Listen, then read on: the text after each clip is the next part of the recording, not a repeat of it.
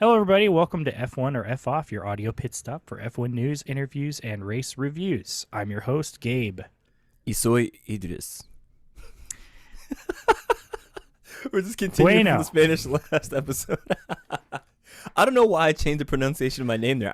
It wouldn't have to change, Dude, right? it's Y soy cool. Idris. Yeah, it's fine. Yeah. I ain't gonna poo poo it. Yeah. I'm not quick with Spanish. So, I just meandered by in Spanish with a D. Even though Ooh. I tried. I genuinely tried. I think I just did not have a great teacher. So she Wow. did not inspire a lot of hope and a lot of interesting inspiration for Spanish. I also Okay. think that I went to high school Wow. where they were like, you need to learn Spanish or else you're not going to get into a college. And I'm just like, well, um, Sheesh. I didn't, I'm not going there. Like I Yeah. took a year off. So like it didn't even matter. Yeah. But Did whatever. you take Spanish all 4 years in high school? No, they wanted me to take two classes. It was a requirement for me Right. to graduate and walk at graduation. I had to take a language course, but they only offered Spanish. They didn't offer any other class, which is like would have been nice if I could have taken like I would have been interested in learning French or maybe German or Italian Mm. or something. I didn't necessarily have any particular interest in learning Spanish, Yeah. and I think at the time I was resentful because they were trying to force it on me, which I was not particularly happy about. But I do understand, and I do believe that knowing Spanish would be a very beneficial thing as a person living in this country at this point in time, and especially Absolutely. living out west. So Mm. I might need to maybe take some Spanish courses so I can kind of better communicate in Spanish. And that brings us to today's sponsor, Duolingo. Have you ever wanted to learn Spanish? Rosetta Stone. What was that? know, What's that one that when we were kids and it was like that old 70s cartoons? Remember that? Was it oh my god, What was starts it with an M. called? Was it Mugsy? Mugby? Yeah. And they had like it was all Mugby. these like we're dating ourselves here, man. They're all like these cassette tapes and they had like these weird looking like cartoon Sesame Street Muggsy? characters. Muzzy. Muzzy. Oh Yeah. man, that was a creepy looking thing. I should get some Muzzy. That's how I'm going to learn Spanish. I'm going to track those down. I'm sure they're on YouTube or something. And I'm just gonna watch. Man. That's how I'm gonna learn Spanish. This is what it's that and Hooked on Phonics. I'm just gonna Okay. binge those. Hold on, Gabe, you passed the first grade, right? Like Yes, I don't think but you I hooked don't. on I phonics. I truly don't believe I was really hooked on phonics. If I'm honest with you, Okay. um, You were just attached. I was lukewarm on phonics. Mm. So, I need to be hooked. I need to be just injected into my veins. So I Yes. know I was joking about Duolingo being our sponsor, but Duolingo hit us up though. F1F podcast at gmail.com. But Wait a minute, they really? are great. For real? What's no, I was just saying they should hit us Oh, up. they should. Oh, I thought you Yeah, said yeah, they yeah. did, and I'm just like, oh, we got a no, sponsor Dude, interested. you would be the first person I would let know. The text would be, dude. Yeah, dude. D Like U with- U U like U U U U U. 10 U's, yeah. Yeah. All caps, maybe a few exclamation marks. But Yeah. no, real talk though, Duolingo is great. I use it to study Arabic and to keep up on French because I took French in high school. So, yeah, it's funny because Spanish is actually one language that I do want to learn. Yeah. Just first off, it sounds really cool, Mhm. Yeah. Well, yeah, and I mean, there are a lot of at my day job. There are a lot of people that come in that speak Spanish as their native language, and so being able to communicate with them would, I mean, for one thing, it would make their Oh, it makes you feel good. make when their someone life speaks your easier, language. and it would make like figuring out what they need in the store a lot easier. Yeah. And it just eliminates a lot of awkwardness and sort of uncomfortableness. I mean, because you can imagine being in a foreign country, if you run into somebody that speaks English, it's like a breath of fresh air, like a sigh of relief, because suddenly Yeah. you can communicate more comfortably. So, Yeah. yeah, Well- I think it would be effective. Speaking of awkward, can we just? I was gonna dive right into the whole Vries thing. Okay, well then let's let's do so just everybody just so today's episode is going to be a news episode. Obviously there's no race this weekend, but there is a lot of news that we needed to talk about and Man. catch up on. So that's going to be very important right now for us to tackle. And The team that's on everybody's lips, the name Mm. that's on everybody's lips, is AlphaTauri and Danny Ricciardo. But But AlphaTauri are also, changing their name soon, so you know. yeah, maybe they'll turn it. I think it'd be kind of cool if they turned it back into Toro Rosso. I didn't even think that was a terrible name. I mean, But who maybe knows what they'll do? maybe something Vegemite related since Danny Rick is there. You know, Honey Badger Grand Prix Racing. Um, sponsored by Heineken or Foster's. Foster's F1 team. Outback Steakhouse. Subaru Outback. Blooming onions. You can clearly see we're Americans. This is our knowledge. Then my understanding of Australian culture does not go past Crocodile Dundee and blooming onions, if I'm honest. This is a knife. That's not a knife. Well, yes. So we definitely want to talk about AlphaTauri and Danny Ricciardo, but I think you will agree, Idris, that the first thing I think we should talk about is Nick de Vries. And Yes. honestly, how quickly my opinion of Nick de Vries has sort of. I'm a perpetual supporter of the underdogs. So anybody that's suddenly given a raw deal that doesn't necessarily deserve it per se, I'm kind of hop on that bandwagon pretty quick.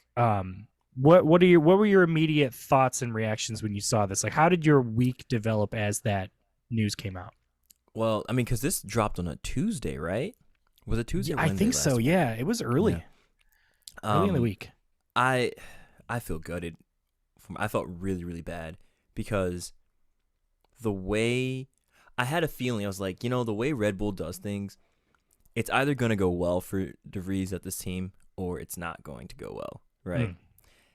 Going to go well if he's kind of like, if he maintained that persona that we all saw on Drive to Survive season 5, right? Where he came in, he said, I will deliver maturity and results, right? Like, that is very much like a Max Verstappen type of like thing to say, right? That yes, I'm good at what I do. I will give you the points, Right. So had he actually shown up this season with that kind of like attitude and with the performances and results to show that kind of showcase that, then we wouldn't be having this conversation, right? Right. So that means it went the other way. And if it goes the other way, that means you will be just decimated by the Red Bull system, right? Whether it's PR, not because they're talking about you, because they're not talking about you, right? Which I think is probably more painful, right? That he was just kind of cast aside, and I don't think to this day, this is July 15th today, right? We haven't heard anything from him, like an official statement. No. Nothing like that. Like, he's just kind of, I don't know. I would even say this feels kind of similar to when Red Bull ended up winning the championship in 2021, right? When Max won over Lewis, right? And how Lewis just disappeared, right? This feels kind of similar where this guy, he's probably just crushed, right? Like, oh yeah, well, you would be, I would be. Oh, absolutely. And the way he was getting dragged, right? Like, he was catching strays. Literally last episode, right? I said De Vries is out here catching strays, right? And like straight bullets, that is, right? For those that aren't familiar with that, but Helmut Marko just talking trash about him like every single weekend. And I get that you need to have someone saying, "Hey, we need more out of you," but there's got to be a better, more positive way, like positive criticism versus just being dragged through the mud, right? Right. What about you? I kind of had the same feeling. I mean, because for me it was we saw this coming, right? It was literally told to us. They said Helmut Marko said if Nick de Vries does not improve his performance within the next 3 races, which when I at the time I sort of took as being either beating your teammate or at least equaling him. You know what I mean? In the next 3 races, then he was going to get kicked out. And I thought to myself, like, okay, so basically what Helmut Marko is doing is playing mind games to try and basically mentally manipulate his drivers into, he put the guillotine over his head. He was like, if you don't improve, then the guillotine's going to fall on you. And if you're a good enough driver and you have the right mentality, then you're going to, be successful. But if you don't, then you're not worthy of this seat. Sure. And I think that that's a whole conversation. That's a whole other statement to talk about, a whole other thing to dive into. But I will say at the time that Danny was announced, obviously I was like, wow, okay. Like I didn't expect it to be Danny because if you remember, Helmut Marko said that Danny is not being considered for the AlphaTauri seat. He didn't say that he was. But I read an article that said that after Danny Ricciardo's Pirelli test, apparently Christian Horner called Helmut and said, "Hey, like Danny, the Danny's doing really well. Like his results were coming in." I read that Danny's results during the Pirelli test with like simulated race fuel and everything was good enough of a time to basically finish like on the top, The podium, right? in the on the podium. Like his lap times were that fast. Then and obviously there's a lot that could go into that. The Sure. racetrack position is Yeah. all it's subjective. But the point is that he is in the car and he's quick. Okay. And apparently Helmut Marko, like immediately after that happened, was like set the ball in motion. Like I guess Nick de Vries's release was going to be like this end of this week, but like they just like basically sped it up because Danny Ricciardo had such a good Pirelli test. Sheesh. And so the news came out. I was, I'm not going to lie. I'm delighted to see Danny back, especially because it's nice to see a very smiling face in the paddock again. Like we're so used to seeing Charles Leclerc looking so dour and just defeated, and like Carlos just looking really intense. The only real smiles that I see are from Fernando and Lando and Hamilton. You know what I mean? Like those are the most smiley guys, like the most positive energy I usually get on the grid right now. So it's nice to see Danny back on the grid. I don't think that he deserved to be dropped. However, I will say, and it's not Danny's fault, but I will say that, the fact that De Vries basically vanished, that his own team, the only thing on their social media that they posted was that a statement from Franz Tost basically saying thanks, goodbye and thanks for all the fish. Basically the F1 social media, like the official F1 social media, had like 9 posts in a row about Danny Ricciardo. And nothing about Nick de Vries. And here's the thing, man. It's like we're not telling you to, like, we're not trying to have a mourning period. We're not trying to like have him we're not trying to lift him up on the pedestal like he was the greatest driver in the world. However, it would be nice if like his team was like, thanks to De Vries for like the races that he put in, the effort in developing the team and working with us. We're moving into a different direction that hopefully will, create some more results. We wish him luck on his future, whatever. Right. Nothing. And like, I think he talked to the Dutch media, and so that's the only little bits that we're getting. It apparently caught him off surprise because, like I said, Helmut Marko just made the decision on a whim. And I do not think that is a way to run an F1 organization. I think that is reckless and sloppy and selfish. It's terrible. I think what's really awful about this is we don't know. I think Nick de Vries's biggest critic is probably himself, right? Like he probably feels just awful about like how he's been performing. He's probably practicing in sims and working out and just really trying to be the best driver he can be for the equipment and everything, and to provide results for the team. And then for him to just get kind of like they opened up the trap door in him, right? That it sucks, and it's part of the game, right? Right. He is a professional athlete. He's a professional driver. He's like probably like 1,000% of the human population that gets to do like something sports wise. Like this is not, for all intents and purposes, this is not like a functional job. This is not a real profession, right? In the sense of I'm a teacher, or I bake bread at the bakery down the street, and I provide bread for the community or something. You know what I mean? Right. So he's living his dream, right? And although it was like short lived, he got to do that part. Many people don't get to do that. So yes, that is noted. But he has just been treated so poorly, and it's really sad. Like, what do you think? We don't know if there could have been something going on in his life behind the scenes, like maybe something happened to a family member, friend, and like all this goes down, right? And then he gets dragged like this publicly by Red Bull, right? And then here you have Red Bull talking, Christian Horner specifically talking about how, oh, mental health is really important in our team, and it's frustrating that you guys are accusing us of cheating when all the money went to catering and that kind of thing, right? And it's like, okay, if mental health is really important, I think you guys would have had a much better approach to handling this publicly, because this is so messy, this is so sloppy, and it just doesn't look. It's not a good look for an organization, right? That you drag your people like this. You know, Helmet has been saying some wild stuff for a super long time now, right? Mm-hmm. I mean, he said stuff even before Checo, right? Lately, De Vries has been his target, right? Before De Vries, it was Checo and his performance, right? Before Checo, I know he said some wild things about Lewis, right? And I think a lot of that is in relation to just a lot of the diversity, equity, inclusion initiatives that he's pushing, right? Mm-hmm. And it's just like, why do you have someone like this on your team who talks openly about these kinds of things and says it with such like rancor? And it's just, it's frustrating to me.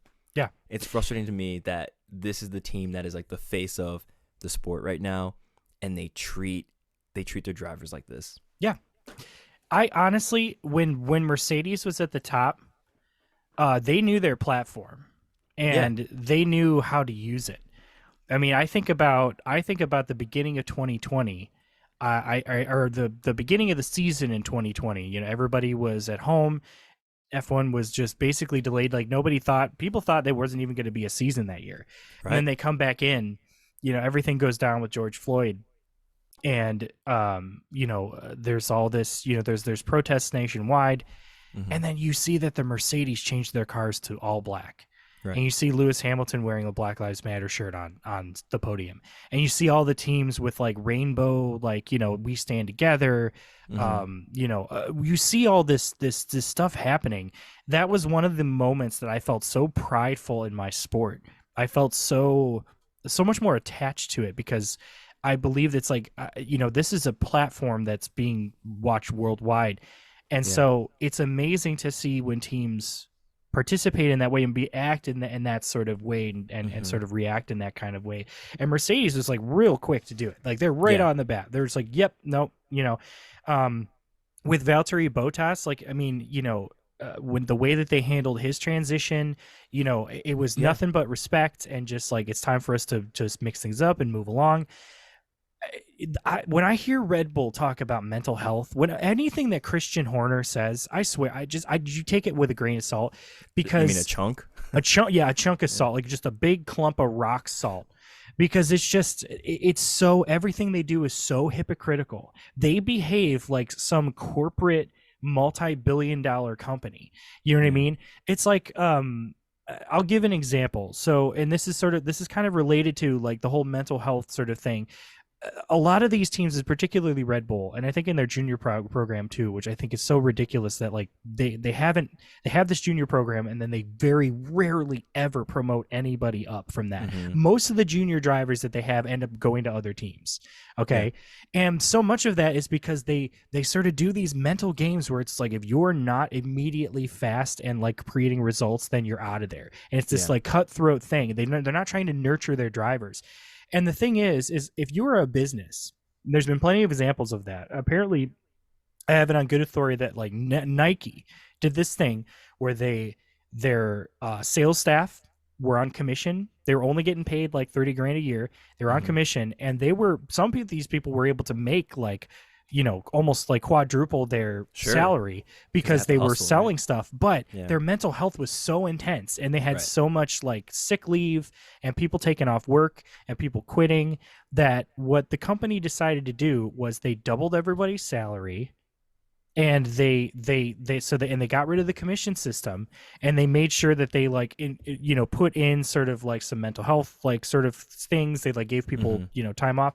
And everybody, by and large, I mean, for one thing, the company saved a bunch of money, which is why they did it. But sick leave was down, people's stress levels were way down because they didn't have to worry about this Yeah. constant push to be the best. Yeah. And that's the thing. If you're running a Red Bull, if you were to run an F1 organization, you can try and be like an Enzo Ferrari and Yeah. just try and rule with some iron fist and then hope that it's going to work out. Or you're going to, work with your drivers, earn their trust, learn learn to adapt together and work as an efficient team to make the thing. Because if you win the hearts and minds of your staff and your engineers and your racing drivers, they're going to want to do good for you. They're going to want to win for you. And I think Ferrari has a similar problem where the drivers just don't have faith in the organization because the organization is not working with them. They're saying like, we're Ferrari, you do what we say, don't question us. Right. And it's like, come on, guys. And that's why I think that Mercedes was such a successful organization for as long as it was, because I feel like they had faith in their engineers, their team, and their drivers. Right. And they just produced the results together. Whenever they had a mistake or had a problem, they're just like, well, there's next race, we'll figure it out. I always hear Hamilton say that. Yeah. No finger pointing, nothing like that. Yeah. And I was actually thinking the exact same thing when you brought up Ferrari. I think Red Bull and Ferrari are probably the only two teams on the grid that do it that way. I can't imagine another team, if they had that success, that's what they would do. You know what? Let me take it back. McLaren is kind of messy right now too. A little bit, I guess, I mean, I'm just thinking of the whole Piastri situation, how that was handled. Although it was better, right? I mean, Danny went out end of last season, with that video, and he announced himself. So there was like, it wasn't working for him, it wasn't working for them, and that seemed okay. That breakup was okay, right? I think I'm just speaking more so about like the team itself. Like, I don't know, McLaren. I don't know. Maybe when they get some success, I guess we'll see if they're cutthroat like Ferrari and Red Bull are. But I don't think McLaren are as cutthroat, because I think that they at least gave Danny a couple of years chance. You know what I mean? Yeah. Like they gave him some time. It wasn't like a 10 race attempt and then nothing. You know what I mean? And like I'm not gonna lie. Like Nick De Vries is not doing that well. Like he really wasn't. Sure. He's also a rookie to F1. Yeah. And I think this is a bigger, I think this is honestly a bigger reason why, as race fans, I'm proud of us for working on diversifying the race series that we actively start to watch and care about. Yeah. Because if you get stuck only on Formula One, it could be really depressing to sit through. You know what I mean? And I think that the more that you get, the more sports, the more racing sports and series that get more popular and more bigger and mainstream sort of popularity, the more diverse options that different drivers will have. That there's some young kid right now who's not even thinking about Formula One. He wants to drive Formula E. You know what I mean? There are young kids out there who they want to race in IndyCar. They don't want to race in F1. They would rather, keep it domestic, stay at home. That's more exciting for them. And I think that the idea that F1 is the pinnacle of motorsport, which, I mean, in certain aspects, you could make that argument, at least for outright speed and performance on a track. But it is a little bit different because an F1 car is not going to be as quick and effective on like a more scrappy streets like circuit like Mid-Ohio is than an IndyCar, because IndyCar is designed to be on that kind of track, So there are these limits and differences, so... But that's what makes it beautiful, right? Like it's our differences that, I mean, even with humans, right? It's our differences that make us appreciate one another. Right. No, it's exactly right. And I'm very much, I do genuinely hope that this is not Nick De Vries's supervillain origin story. I hope he's not like, turning into the Joker and like, sitting in his room, just like, it's like, that's not, you can't do that. It's not fair, and like, I could just imagine him just like a cloaked figure showing up on the F1 grid, getting into a car and just like, who is that in this new F1 team? And then it just turns out to be De Vries, and somehow he has like a big scar on his face and like, in like a robotic cybernetic eye. He just like, he just like sabotages the AlphaTauri team, and like, like Helmut Marko is just like has that moment where he's just like, it's him, like I could just this is what it sounds like. It's just like but it's Baba Yaga. Now here's the thing though. Yeah. I do think that I'm genuinely excited to see Danny back on the grid. Sure. Also in As the I am. sense that I do think that AlphaTauri has not had well, I mean they had Pierre Gasly, Mm-hmm. but I do think that Danny Ricciardo is a little bit more of an intense caliber of a driver than Oh, Pierre yes. was I would agree because wholeheartedly. I mean he raced for Red Bull, he won for Red Bull multiple times. Multiple times, And yes. so I think that this will be good for AlphaTauri as far as continue to develop and work through that car. Mm-hmm. And I think that Danny at this point, I think he's sort of really refreshed and just happy and ready to go. And I think that Yeah. him and Yuki, I think will be a fun I think that's good. Yeah. teammate combination. And what was the name you had for that pairing? People are already calling it Dookie, which I think Yeah. is that's very awesome and cute. I mean, it's better than Yucardo. Yeah. Um, but or no, the Yanni, Mm. Yuani, Yuki and Danny Yuani. Oh, yeah. Hmm. What would their last names be? Because it's Sonoda and Ricardo. So Renoda, Sucardo. Sucardo. I like how That's a pretty we good did one. we did the two different ones at the same time. We'll have to put out a Twins. poll. Do you want Sucardo, Dookie, or Unoda You or know, Renoda? yeah, Runoda. We'll see Runoda how that. Rider. Yeah, we'll put out the word. We'll see what everybody thinks. Oh. But yeah. Yeah. Yeah. Yeah, I don't know. I'm just still stuck on this whole DeVries scenario. I just it just takes a lot out of you, man. Just Mhm. just to watch people getting Where do you dragged, think he's gonna do? He was talking to I don't Toto know. Wolff, which So is that true? Or I also heard that it was someone who looked like Total Wolf.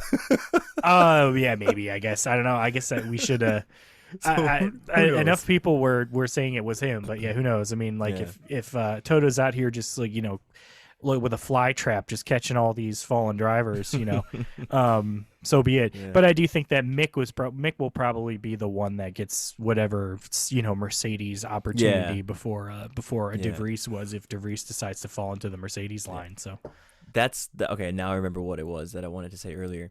So yeah, I know we're seeing DeVries on this side of the equation, being like axed from the team. Mhm. But I guess this also brings up a question too of should he have been brought onto the team after just one race?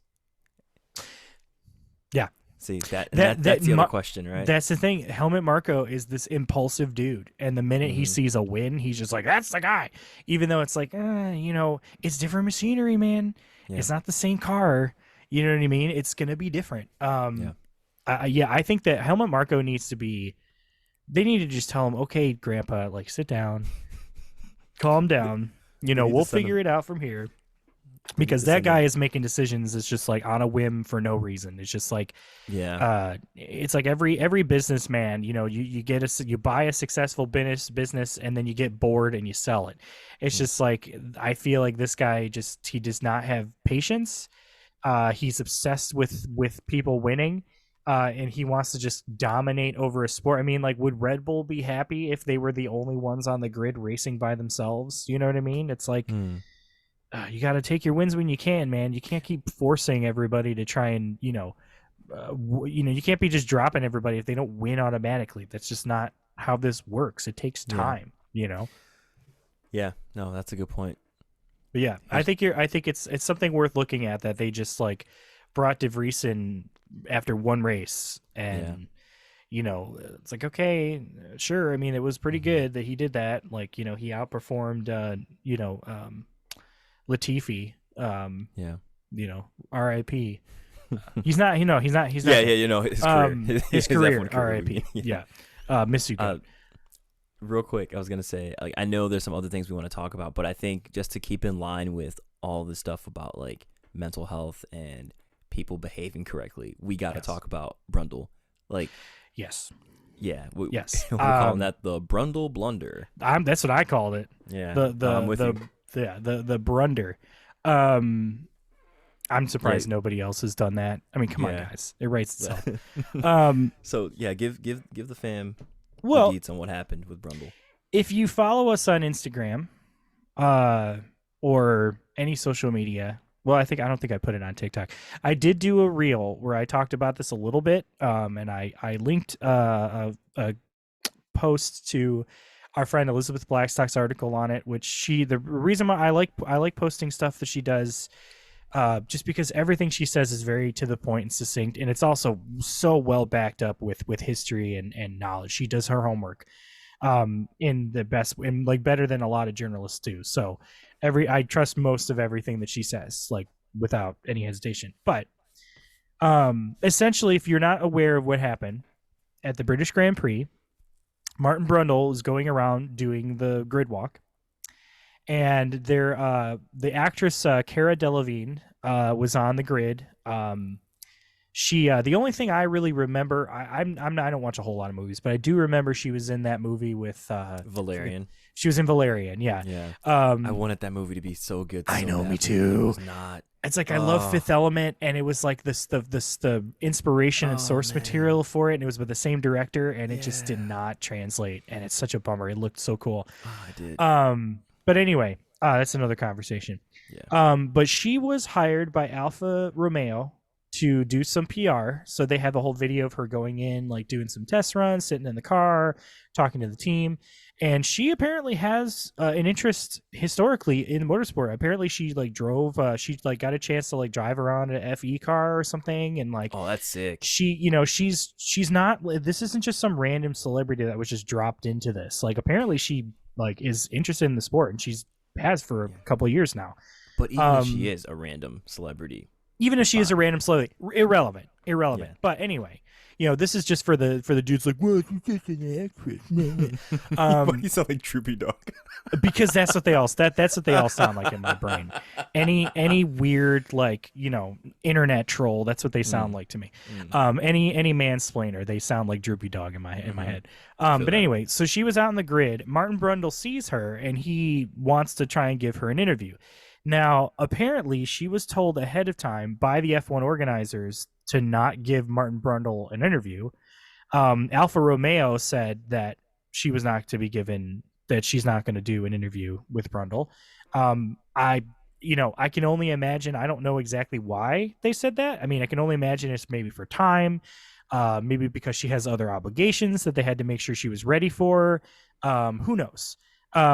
But Martin Brundle decided to try and press the interview, and he said, oh, like it's the rule, everybody has to talk on the grid now, and he tries to get an interview, and she's like, no. She said no politely twice. The Alfa Romeo guy said no, and she said like, oh, like I can't hear you. She just like clearly, because he was not listening. Then he made some sarcastic comment like, oh, like, you know, I'm sure that would have been great, really interesting anyway. And it's just like he kept talking about there's a rule that's literally called the Brundle rule. And this is the rule that everyone keeps citing as being the reason why she should have given him the interview. But in reality, the Brundle rule was created after the instance with was it Megan Thee Stallion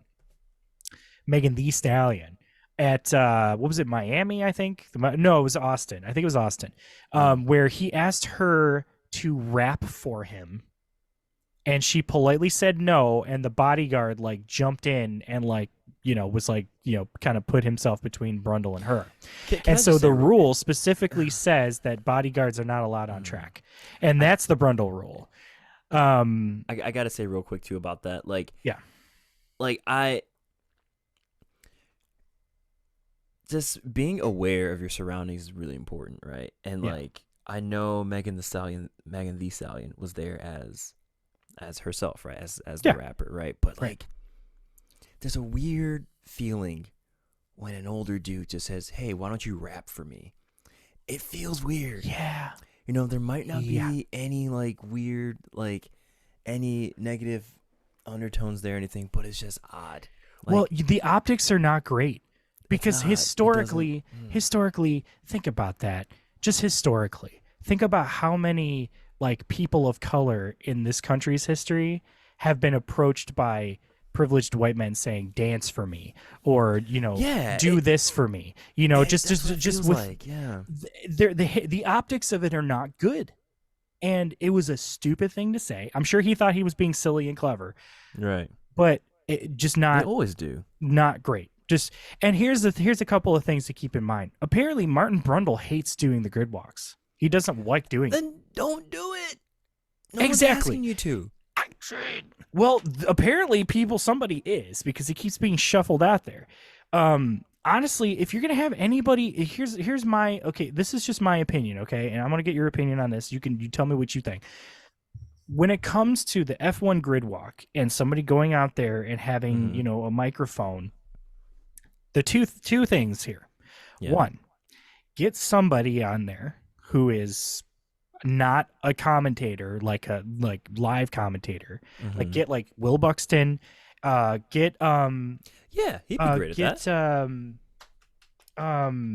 Who's the engineer, the former Aston Martin engineer we really like? Oh, Bernie Collins. Bernie Collins. Get Bernie Collins out there. Have her take a moment to interview. But here's the other thing. As a viewer, I do not care about them interviewing sports people, like celebrities, actors, musicians. If Slash was out there, I wouldn't care to hear from Slash, because I would just be like, cool, it's Slash, and I would point, and that would be it. You know who I want to hear from? I want to hear from the race engineers. I want to hear from the drivers. I want to hear from the team owners. I want to hear what their anticipation is for the race. Like, oh, are you feeling confident in the car? What was the thing you had in practice? Like, how are you dealing with the new, upgrades? Like, that's what I want to hear. Yeah. I don't care what any actor or actress has to say.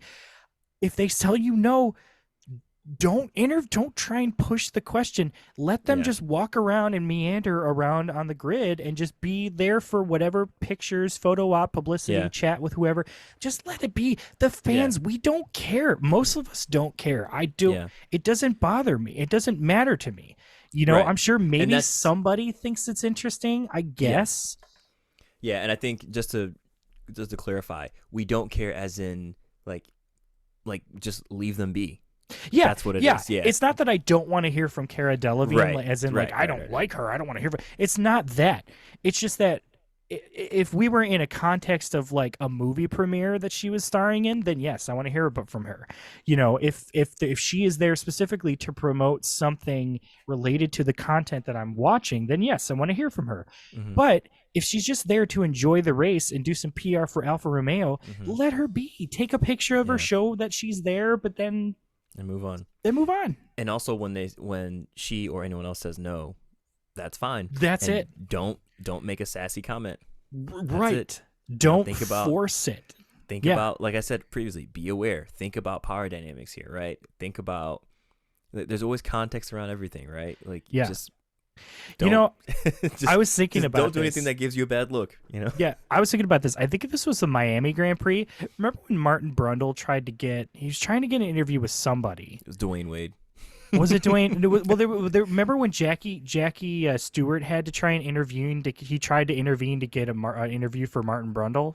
Oh yeah, remember that? Yeah. I was more upset that the people on the grid were like treating Jackie Stewart like he was a nobody more than it was Brundle trying to get the interview, because it was like they were trying to keep Jackie from like going into the grid and like past the certain. I'm like, dude.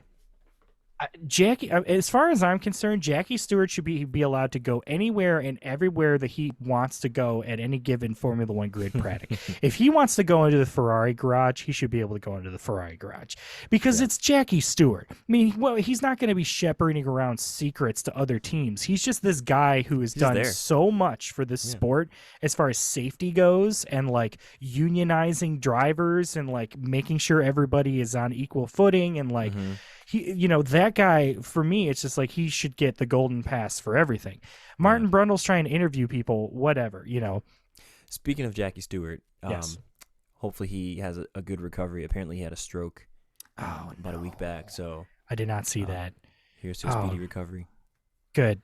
I hope Jackie is a presence that would be really, it would be a real bummer if he was not on the grid. I want to keep him around for as long as possible. It was like that with Niki Lauda. Yeah, it's always just nice to see the old guys out on the track. Like if Ayrton Senna had been alive, he would have stayed in F1 like in some sort of capacity forever. But anyway, Yeah, that's what So we think about that. that's what we think about that, Martin. I think the next thing I think we should talk about, and this is just this is a little more related to the sport as a whole. Yeah. I think we should talk about the potential talks of the future technical regulation changes Yes, that they're that's a wanting big to one. go to. I Yeah. also want to talk about the potential idea for new teams being on the grid because apparently Dominicali has been very Stefano. avid. Stefano has been very, very avid about having another team on the grid, saying that Yeah. it's going to happen, basically. Yeah. And Good. I mean, they have the space for it. yes, and I know that there are a couple of teams that are vying for it. I'm told I'm from everything that I'm seeing, Andretti Cadillac or like Andretti GM is apparently the one that has the most has been advanced the furthest. Like they're the furthest into the process, and also seem to have the most as far as like potential to actually put in an entrance. Yeah. But I guess there's another teams that operate in F2 and F3 that there's another team that is looking to bring in. There's also another team that I would love to see on the grid, and I think it was called like Formula Diversity or something like that. I forget the name of it. And basically the idea of it is that it's an F1 organization where the split of staff is 50-50 between men and women, like specifically as a effort. And I think that's fantastic. I hope that they can do that because I think just as a way to really make that a reality in the sport, I think it would do a lot for the sport generally. I think it would help a lot. Formula Equal. That's it. A little cheesy of a name. I think that you can have that philosophy without just like, putting it on the front of your, whatever name. But I do think I'm glad that Mercedes is dedicated to their diversity and their trying to promotion of women in the organization and in the engineering and developing aspects of the sport. I think it's very important and needs to be done because it's a shame that U.S. government doesn't do the same thing. Yeah, I don't know if you saw that bill the other day, but that's another discussion. This is why we cling to F1 because we see things where people are trying stuff like that because it just helps to give us some light at the tunnel of just this continuing like regression of things in our own country in directions that should not be going in. So it's disheartening sometimes. It is. But anyway, what are your thoughts about these potential things coming in the sport? We know Audi is going to be there. They're taking over Sauber. Well, was now Alfa Romeo, and they will be in 26. But as far as like another entrance, possibly being Andretti and like Cadillac or whatever GM product they want to attach to it. I think Andretti is probably the team to bring in, right? I mean, if we're talking about things from like a marketing business standpoint, that is the direction to go, right? You have the rising popularity of the sport here in the States. I think this is like unprecedented, right? I don't think the growth has ever been this much previously. Right. So take advantage of that with an American team, right? I would say a more, even more American team than you have with Haas, right? Right. And I think maybe that's why Haas is so like, oh no, we're the American team, and but I mean, like you're headquartered out, and I mean they use Dallara out in Italy to build their chassis and stuff, so I guess it's not really, but it's they're more of a global team, whereas I think Andretti Cadillac will probably be like a homegrown. We're in the U.S., right? Right. Probably Detroit of all places, right? But yeah, I think it's fantastic if Andretti is able to make it happen. I could see them actually dipping their toes into the IndyCar water and bringing some people over from that.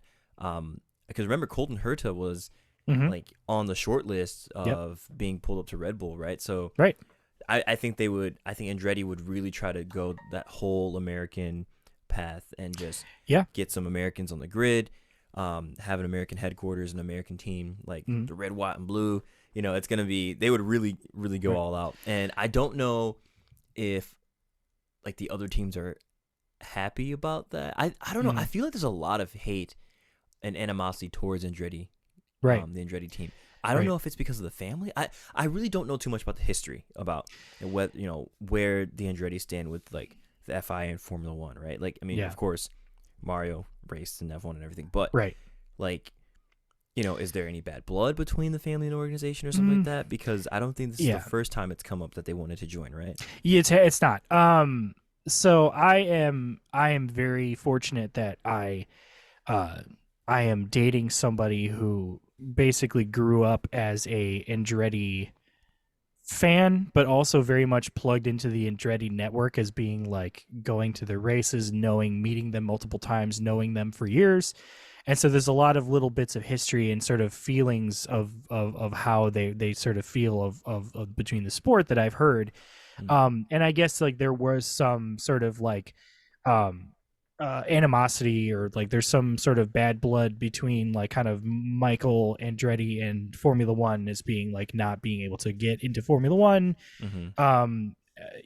that sort of thing, even though he had a very successful IndyCar career, and obviously he's a very successful team owner. Mm-hmm. Here's the thing. I have two thoughts about Andretti entering the F1 world. I mean, on the top of everything, I will say that I hope it happens, because I think it would Yeah. be very cool. I love romanticizing F1 in a sense of seeing these old like Mm-hmm. F1 names on the grid again. Andretti being in F1 seems really cool, because it's like Mm-hmm. Mario has such a history Yeah, with the big sport.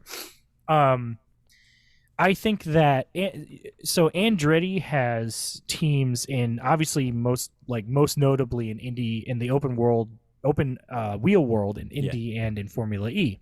Mm-hmm. IndyCar and Formula E are more or less kind of spec races, not completely, but it's just like the idea is like the cars are essentially mostly the same across the grid. Sure. With the engines and setup sort of situations being the variables, right? Yep. So I think that Andretti coming into Formula One, there's two possible things that could happen here. One is they kind of do that Haas route, where they just get the chassis from Dallara and sort of just, get an engine and going to go from there. Or if they're really ambitious, they will try and really develop their own vehicle from scratch and, have their own engine supply and because it's going to be different than IndyCar. And, because with IndyCar, it's more about the administration and the race knowledge and things of that nature, right? And clearly, because Andretti is already in an FIA sanctioned racing sport and does IndyCar, they're familiar with the logistics sides of things. They know how to put that sort of stuff together. They are not slouches or newbies when it comes to the logistical side of handling an F1 team. However, I also think, this is just a thought I had when you were talking about their drivers and driver possibilities. This is just pie in the sky, but if I was Andretti, this is kind of what I would try.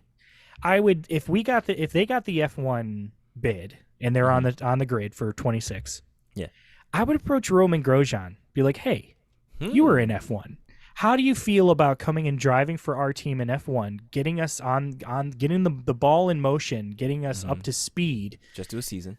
Just like, a couple of seasons, like, because if it's really successful and if Roman wants to do it again, Roman has the practical experience, because he was the most recent in the Andretti umbrella to be on the grid. Yeah. So he knows a lot of the people on the grid still. He has some insight. He has some more understanding. He knows that sport more than somebody like Herta would necessarily know jumping in. Not to say that he can't, but maybe he partners him. Maybe that's the two drivers. Yeah. If I was Andretti, or Jamie Chadwick. Yeah. You know what I mean? Jamie stan. Yeah, because like Jamie is in that realm right now too, right? Yeah. So I think that might be a smart choice to make, because they're always talking about these teams, like whether they do just rookie drivers or whether they get a veteran in. I think that most of the time, at least historically, since I've been watching the sport, whenever a more veteran driver shows up in a race team, it furthers that team within the next couple of seasons. Like when Felipe Massa moved to Williams had a couple of pretty good seasons. Like they weren't Oh, amazing, but they were better because were- I think Massa helped with yes, that, right? yeah.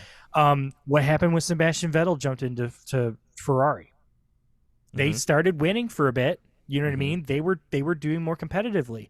Like what happened? Like look at you know, and Vettel did that with Aston too, right? Aston Mhm. kind of started to pick up a little bit when Vettel was there, and then now Alonso's there, and they're pushing it even further. When Mhm. you get an experienced driver into the grid, Yeah. I think it lifts up the team, and I'm thinking it's like I said, I'm expecting Danny to do the same for AlphaTauri. Yeah. So you know, we'll see if my theory holds up. Yeah. No, good point. Good point. Yeah. What are your Yeah, thoughts? What do you feel about that? I mean, I think that's an excellent. I really like what you're throwing out there. I think, with Andretti, I think they are the team to really pick. Like I said previously, if you really want to break into that American market, I would say though, however, there are probably teams like an F2, F3, maybe even Formula E who may have an easier time getting in with FIA, right? Because Right. maybe culturally, I think that's probably a big thing that isn't really being talked about, right? Like Andretti is coming from like the States, right? We do things a certain way over here, right? Things are done a certain way with IndyCar, right? Even though Andretti's involved with Formula E, right? It's not I don't know, they're not in a feeder series like F3, F2 into F1 that those guys would have those teams, right, have a better feel of what is needed on a day-to-day basis, right? That isn't to say they can't get that knowledge or information. They can, right? I mean, you can just go talk to people, right? But Right. maybe, culturally, those teams that are already in the feeder series may just have an easier time getting their foot in the door. Yeah. I don't know. I think it looks hopeful for Andretti Cadillac, but whether or not that happens remains to be seen. Right. Yeah. No, that's true. I mean, like I said, I'm kind of romanticizing the Andretti name coming back in a little bit, you know, No, because I that would feel be you. cool, you know. Yeah, 'Cause no, anytime it 100%. shows up, you know, if they're like whether it's a Schumacher or you know, I will be very Rosberg. sad. Rosberg. I'd be very sad if Williams name changes or if the company kind of reorganizes. Yeah, because you can't that change that name. you shouldn't. I just think Yeah. it should always be there should always be a Williams on the grid at this point. But I'm sure people said that about Lotus and Tyrrell. You know what I mean? Yeah. So, but yeah. Anyway, yeah. Hopefully, we'll see. You know, I'm definitely going to be keeping my eye out for that. But after watching Andretti in F1 and watching Andretti's in the IndyCar, I think they would be really fun to see in F1. I think it Yeah. would be a good refresh, and Yeah. I think it would also just be fun to see Cadillac Yeah. in F1. Also, Like it that's a high performance, Yeah. you know. Like, could you imagine they're just doing like they're gonna do like the drivers do some like demo with an old Cadillac? It's just an El Dorado they do donuts with in a parking lot, like or you even know? better if it's a Buick. Could you imagine? Andretti Buick. I don't know what the best way for me to say this is, but I think we all went to school with someone who drove their parents like old person gold Buick. Uh-huh. You know, Their like Buick that Century. that specific color is called old person gold. Like that is it is official. I've hearing looked it up. It's hearing aid beige with a hearing aid beige interior. Just the most non-offensive colors possible. It's so not offensive that it is offensive. Like anytime I would see it, I'm like, what the hell is I that? know. Like, get My that dad had trash two out of of here. those. Oh no! He had two Buick Centuries. He put the first one in a ditch, and it was blue, and then the second one was gold. Oh, it was the old person gold. Yeah. Yes. Yeah. Yep. Oh man. Yeah. I'm Yeah. looking it No. up That just to give myself a good reminder. Oh. Or- man, or- it's horrid. or It's horrid. Andretti could bring back Pontiac, man. Let's do that. Mm. Like bring back one of the cool American automotive company names that we like Yeah. just got just yeeted into the wind when the car market crashed, you know. Into a field somewhere. Or Andretti Saturn.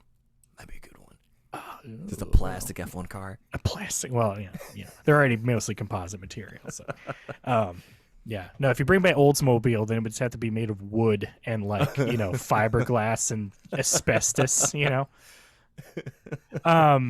Well, Uh, I think it's probably a good time to wrap it up a little bit here. But yeah. before we wrap it up completely, um, I do want to make another sort of like kind of a little bit of a sort of a teaser for everybody. I want everybody to kind of keep an eye out for hopefully the next couple of weeks or months. We're hopefully going to be doing a little bit of a graphics card update and also potentially working on getting some new shirts, some Mm-hmm. shirts in there. Yes. Idris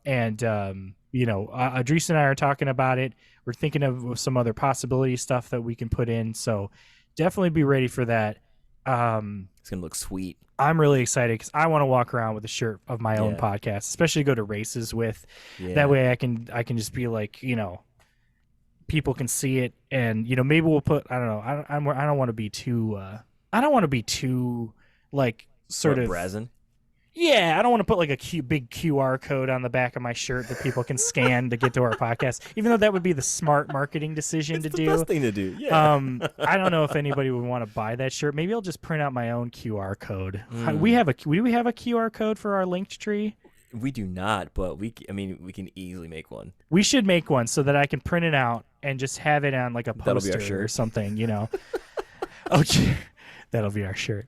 Oh, people are gonna scan Oh, it. absolutely, Yeah. absolutely. I mean, hey, it's just called guerrilla marketing, but like Yeah. cyber guerrilla marketing. Yeah. Because we're using the internet to do it. Yeah. But yeah. Anything else you kind of want to inform the fans about? Any kind of potential ideas for things, Idris? Anything you want to put out there in the ether? You want to manifest for us? I feel like I'm in the interviewee seat of Hot Ones here, where is it Sean Evans? Sean Evans. Rich Evans is Red Letter Media. Right. Sean Evans is Hot Ones. Hot yeah. Ones. Where they have hot wings and even hotter questions, right? So Maybe that will be. Hey, I would be willing to chug a whole bottle of Tums for us to do a live stream where we talk about F1 while eating hot wings. dude, oh yeah, you know what? That's what we're gonna tell the people. So we're gonna do a live episode. We don't know when it'll be. Hot 'Cause we just now fajitas or made hot wings. it. Hot takes. takes and hot wings. That will be it. Welcome to FUFO, where we have hot wings and even hotter takes. Yeah, yes. And if you would like to see that happen, Yeah. drop us a line. Yeah, let us know. We That will. could be really That's fun. definitely something I think we should plan ahead for, because Oh yeah. I mean, we got to get the wings. we got to get the wings. We got to get the hot one special sauces. Right. Got to make sure the last dab is like right. Yeah. I gotta get plenty of Tums and some ginger tea to make sure that my esophagus doesn't just disintegrate while I'm sleeping in the middle of the night. Doesn't just go. No, it would more like just liquefy, and I would just be like not be able Yeah. to speak anymore. Yeah. So Yeah. potential medical hazard over here. Yeah. But no, nothing else to really tell you all. I think, Gabe just about covered it. We just have some new merch coming, and just keep taking a look out on our social channels. We are updating that yes, all the time, uploading new videos all the time. yes. Doing reels on TikTok. We are now on Threads. Ooh, yeah. So we're now on Threads Threads. there. Right. Also, but- I will say too, maybe? congratulations to us for 5,000 views on our on my weird, nonsensical Le Mans Ferrari win video. I think you could officially say that we have broke through the barrier. What is it? We've gone viral. We've gone viral. So it's funny that you say that, because we actually have 5,000 likes on that video. Yes. We have 30,000 views on that video. Yeah. What? Yeah. Here, What? I'm gonna pull it up right now, and I'm gonna give you. Oh man, if I'm gonna only give you I the had deets. $1 for every view we've had, I would be working, I'd be earning a minimum wage job. Unfortunately, I'd be making the average salary of a teacher in the U.S. Well, I will say I'm definitely I'm excited for this new graphic, because it's definitely more whimsical. I know that our name F1 or F off can, to some, might come across as very aggressive. And so I want to try and tamp down on that and show you that we're here to have fun. We're here to be enjoyable and wild and colorful and exciting, because that's exactly what we are. We are wild and exciting and very, very in vogue and beautiful, youthful. We're with the youths.